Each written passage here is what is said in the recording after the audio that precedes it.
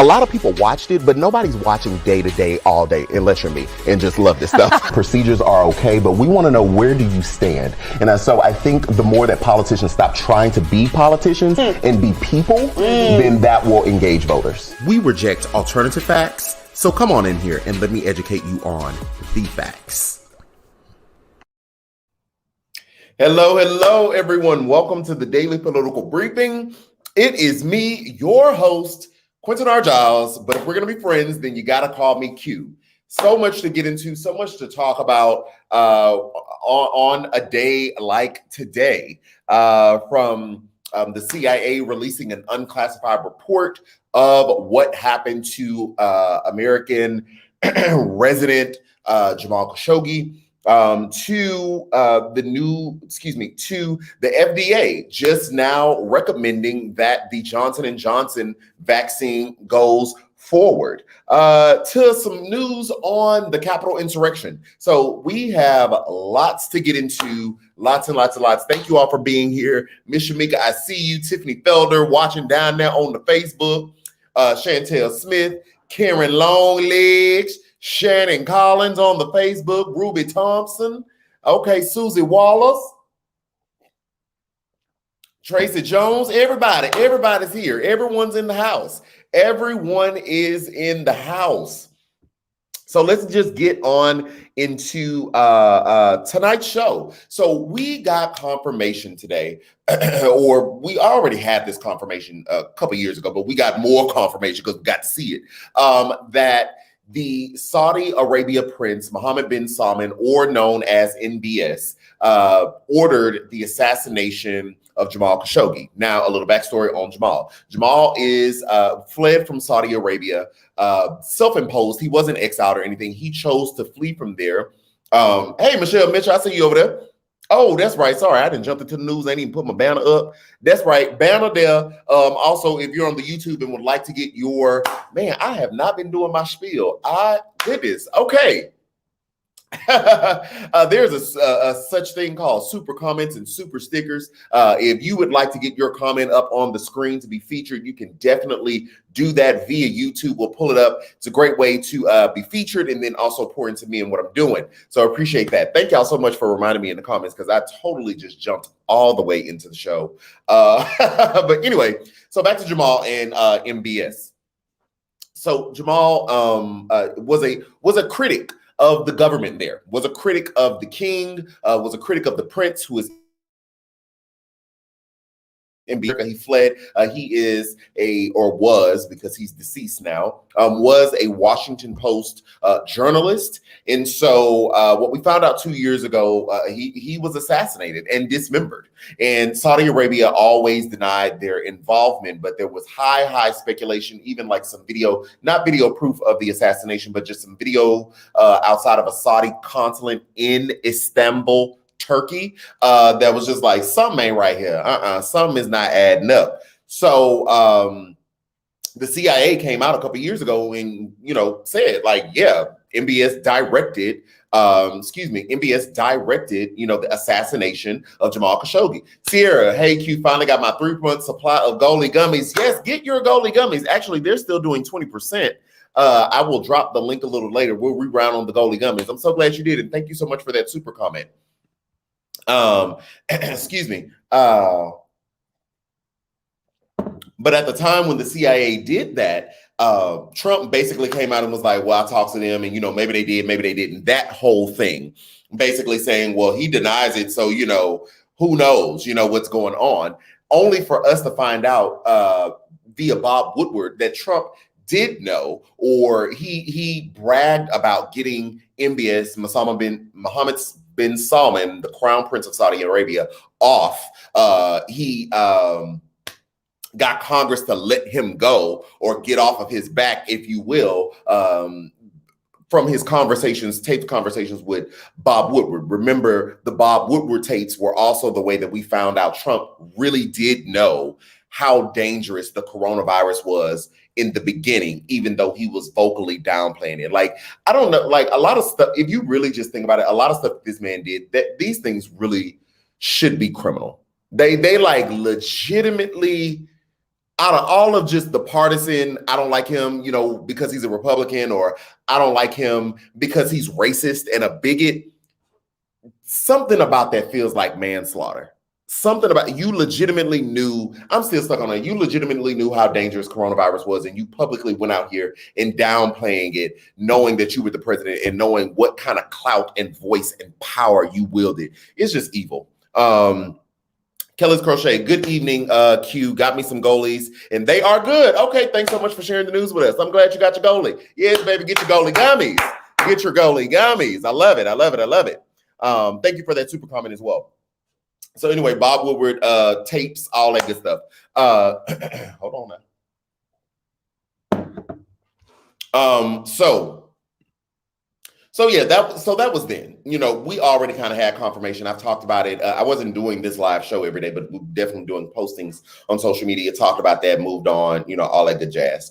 So today, the Biden administration, the CIA, basically released the unclassified report that legitimately says the Crown Prince of Saudi Arabia directed this. What they wanted was either Jamal Khashoggi kidnapped and brought to them or assassinated, essentially. And so we kind of got a full circle moment. Now, here's the thing. People were looking to the Biden administration to do something about it. When Biden was running as a candidate, he said that he wanted to make Saudi Arabia a pariah, basically because of what they did or what the prince did. He wanted them to be a pariah of the world stage. Now that he's president, his tune is changing. He has listened to some of his advisors, and his advisors said that the damage to the U.S. relations, the U.S. and Saudi Arabia relations, is too great to directly, target the Crown Prince. So what they've done is target the people around the Crown Prince. So it was about 76 Saudis, including people of the Crown Prince's detail. Oh, that was a point I didn't even tell you. Like 7 people of the Crown Prince's security detail who directly take orders from him were a part of the group that murdered and dismembered Jamal Khashoggi. So, there's that. But what they did was place sanctions on them and visa restrictions. But it seems like everyone is being held accountable or being punished except for the Crown Prince. Again, the administration is saying, because the cost is too great. And so there's some geopolitical dynamics, geopolitical meaning politics at broad. We have internal politics here, right, with Republicans, Democrats, independents, and then you have politics at large as well. And so Saudi Arabia is one of America's allies in the fight against Iranian aggression. So Iran, remember, we've been having almost potentially went to war with Iran when Trump was in office because they was killing their generals and all this other stuff. So there's that. Now, does that feel hypocritical? It does, because Biden said that he wanted to hold them to an account. Well, I guess it's different when you get on the other side and you have more things on your desk to see what is strategic and what is not. I'm not here to say he's right or wrong, because I think you have to weigh the cost of what you are doing. But it is hypocritical, right? It is, at the end of the day, it is still hypocritical. This man is still responsible for the murder of an American resident,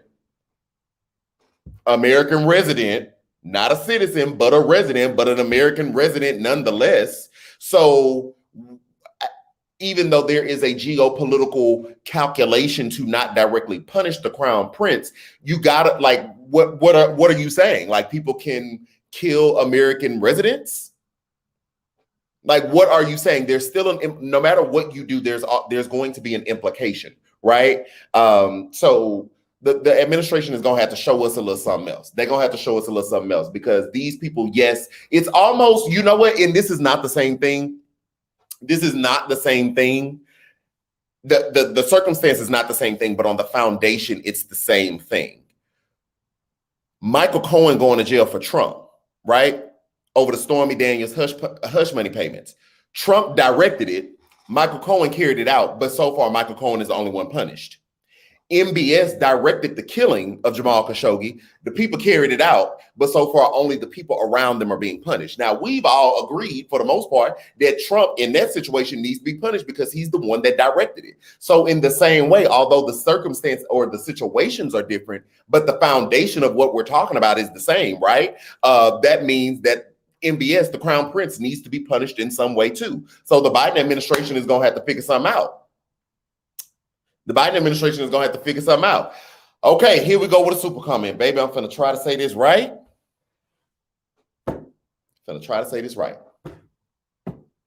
Keita.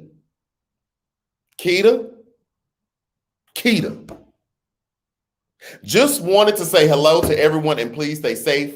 Got some notary training to do. So I'm gonna log off. Good night, family. Okay, well, thank you so much for the super comment. And thank you. Oh, the people said I got it right. I got it right. Hey, lovely day, lovely day, lovely day, lovely day, lovely day, lovely day. Keita, got it right, baby, because we had a hard time yesterday. Ooh, Chile, we had a hard time yesterday. So that's where we are with the Jamal Khashoggi MBS piece. Who knows? It literally may die out in the news, right? Because we're going to move on to something else. But the Biden needs to. There has to be an appropriate response. I'm not saying go kill Saudis. I'm not saying that at all. But what I am saying is, if we know that this person directed a murder, some level of responsibility has to be there, right? Some level of responsibility has to be there, because then you're saying that certain people can do certain things based on the position that they hold. So there's that.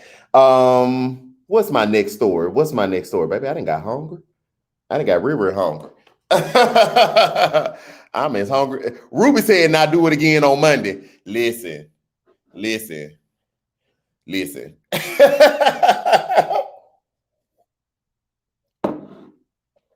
Listen, once is enough. Don't pressure me, okay? Don't pressure me. In other news, with the COVID relief bill, yesterday we talked about the Senate parliamentarian taking out or saying that the $15 an hour minimum wage increase cannot go in the package. Real quick, Jericho Wright, thank you so much for the super sticker, trying to listen and write a paper for class. Have to give you a round of applause for getting her name right. Baby, I did that, didn't I? I did that. I said that name. Y'all so silly. Thank you so much.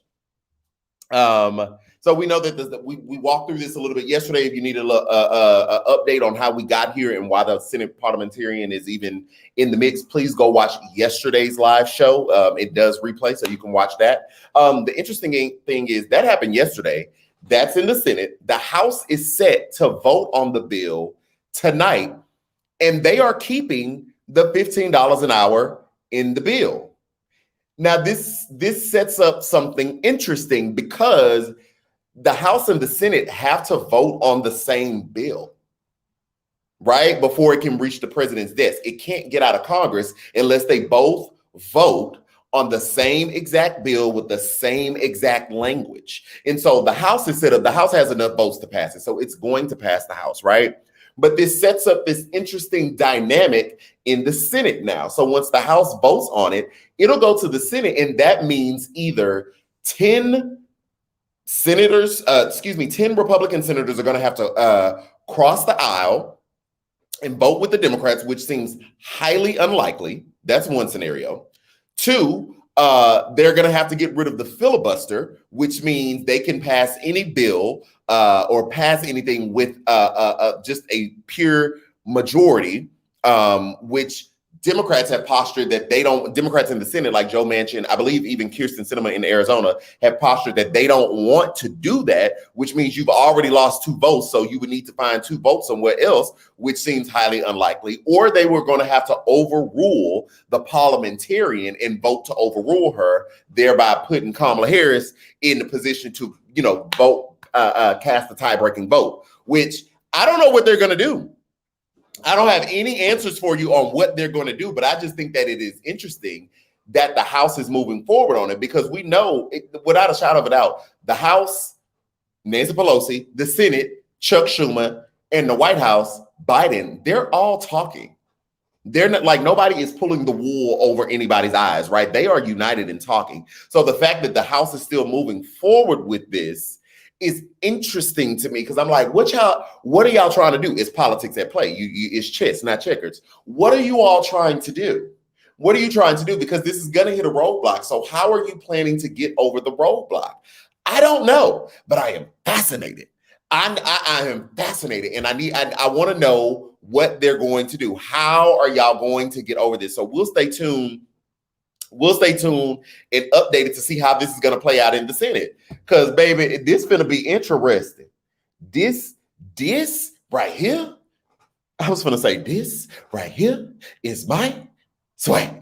I don't know if y'all know that song, but this is such an old song. It's such an old song. I don't even know why that just came up, but yeah, it's a lot. It's a lot. Yes, Karen, it's fascinating. I am fascinated by it, like very, very fascinated. So we'll stay tuned. We'll stay tuned and see what happens. In other news, like I said at the top of the show, the FDA unanimously, okay, Karen got it. Lakeithia got it. I think Chantel Smith got it. Sierra Radcliffe, y'all got it. Okay, y'all got it. Oh, goodness. Like I said at the beginning of the show, excuse me. Like I said at the beginning of the show, the FDA has recommended or unanimously recommends the Johnson & Johnson single shot vaccine, which means that could be approved as soon as tomorrow, which means we might have 3 coronavirus vaccines up and running in our nation very, very soon. Let's do a temperature check. This is a no judgment zone. In the comments, have you taken the vaccine? Do you plan to take the vaccine?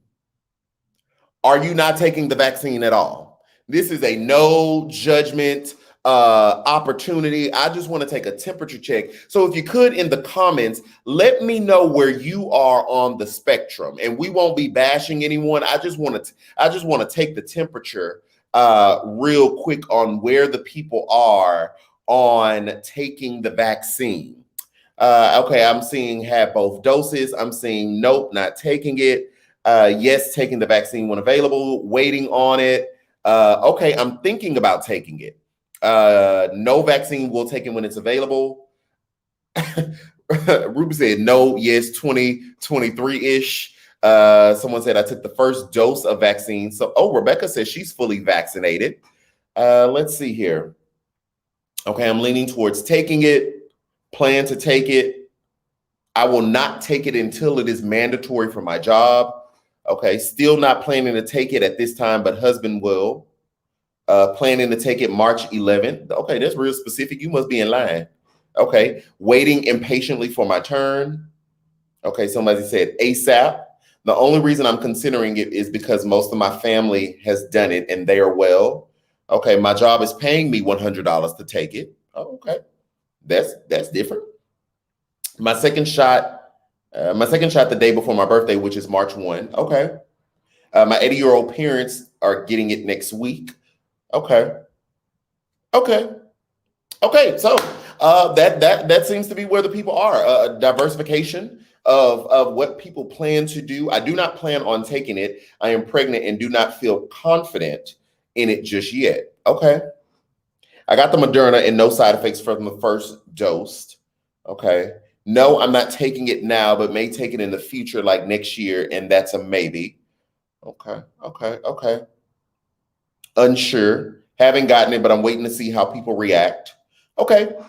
So again, a diversification of thought on the vaccine. Well, like I said, the FDA advisory panel has approved it or has unanimously recommended it. So so we'll just see where that goes. We're keeping an eye on for that. Again, that is the Johnson & Johnson single dose vaccine. Lily Berry says she joined Patreon. When did you join? Shout out to you. Welcome on down to the Patreon. When did you join? I didn't get no email from you. no email saying you joined? When that happened? I'm looking right now. Well, congrats. Welcome. I'm talking about congrats. Welcome. I got to eat, child. I got to eat. Thank you. Thank you so much for joining the Patreon. If you too would like to join the Patreon, oh, I don't even have a link yet. That's right. I'm supposed to get y'all that Goalie Gummy link too, huh? I was definitely supposed to get the Goalie Gummy link. Let me get the Goalie Gummy link. All of those things. Let's see here. Uh-oh, wait a minute now. On the wrong panel.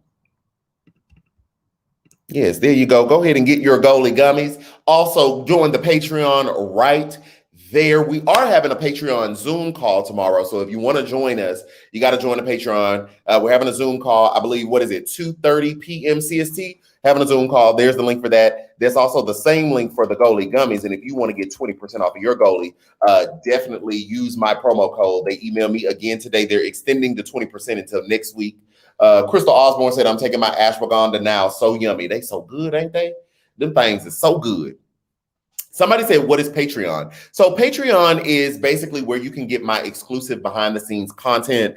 We do family Zooms where we just kind of hang out. We talk. I do exclusive lives over there. I have some fitness videos over there, some meal prep videos over there. A side note, I just talked to a production company I'm thinking about working with. We're going to do some work. And so they're all the behind the scenes to the stuff that we're doing. I put a poll. I asked people in Patreon today, actually, what do they want to see from this production company that I'm working with? Because it'll help me kind of do some different things that I can't do alone. And so Patreon is all the way over there. So you get to see all of that.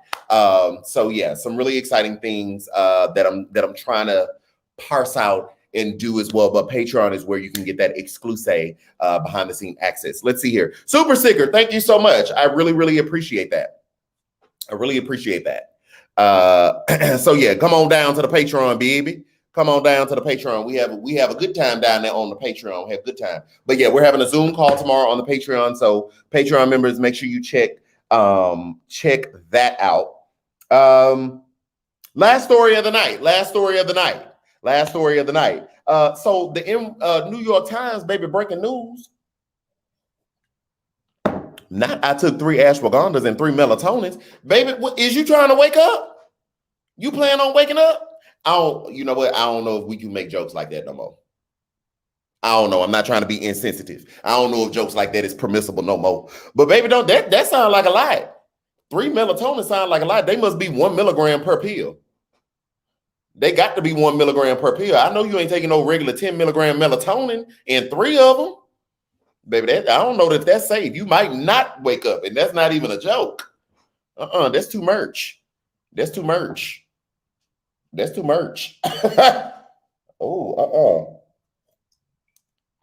Make sure y'all hit the like button. Thank y'all so much. Make sure you hit the like button. If you are streaming, please hit the like button. That helps me.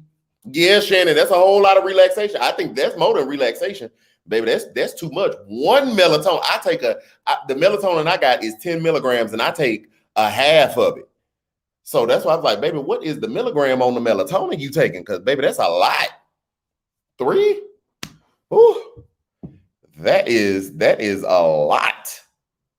Be safe now. But anyway, breaking news. Let's see. I have insomnia. It's awful. Got to take 15 milligrams a night of melatonin. Okay, so you taking 3 pills, so it's 5 milligrams per pill. Okay, 15 milligrams. Okay. You know, that's why I asked, baby, what is the milligram? Because melatonin milligrams, I've seen them go all the way up to 10 milligrams per pill. So, yeah. Whew. I had got nervous. I had got real nervous. But anyway, breaking news, like literally before I came on the show, the New York Times reports that the FBI has singled out a suspect who may be responsible for Officer Sicknick's death, during the Capitol insurrection. Here's what they report. They say that the FBI has a video of a person attacking police with bear spray. And it is believed that Officer Sicknick died was murdered due to certain inhalation of bear spray and all this other stuff. You know, the story has changed a couple times, but that's what happens when you get more information. Originally, it was reported that, he might have been hit, or he was hit with a fire extinguisher. I've seen some right-wing media saying how people are lying. They lied to us about the fire extinguisher. That day was extremely chaotic. So I think that there's a little grace in some misreporting. That's why I think it's always important to loop back around once you learn more to say, hey, that thing wasn't a thing. That was the information we had at the time. We thought that was the right thing. The insurrection was highly chaotic. So you got all the smoke in the world about a misappropriation of a fire extinguisher, but got no smoke on the people that ran up in there and smeared their feces on the wall. I would never let that go. So let me say that I'm about to get worked up. But so they are believed. It is believed that there was some type of reaction he had or something like that with the bear spray. They have video of a person attacking officers with bear spray, and Officer Sicknick was among one of those officers. Now, the FBI has not identified the person, to us. They say, per the New York Times, they say they know. So and also in that about 300 people have been charged in the Capitol insurrection. It's estimated that about 800 people actually entered the building. So I would say that they still got some work to do, but they probably are also parsing out, who they can charge, who they have on video. Again, putting things in perspective. Some people, yes, they did go up in the Capitol, so they were breaking and entering, but they was just walking around, not doing nothing. That does not excuse them. I'm not saying that, but what I am saying is I like to put stuff in context and put appropriate levels of punishment to what is due, right? So the people smearing feces, the people beating up on police officers, the people trying to hang Mike Pence, find Nancy Pelosi, beat up on desks, all that, yes, get them. But 300 people have been charged so far, estimated about 800 people entered that. Now, hold on, Mr. Mickey took my eyes. What you said? Getting this tea while trying a new Oreo cake recipe. Hold on. Wait. I like Oreos. I like cake. Wait a minute. I want a piece. I can't. Oh, I've been doing so bad. I can't even. That sounds very good. But we want to say kudos to the FBI. Get on up in there. Get them people.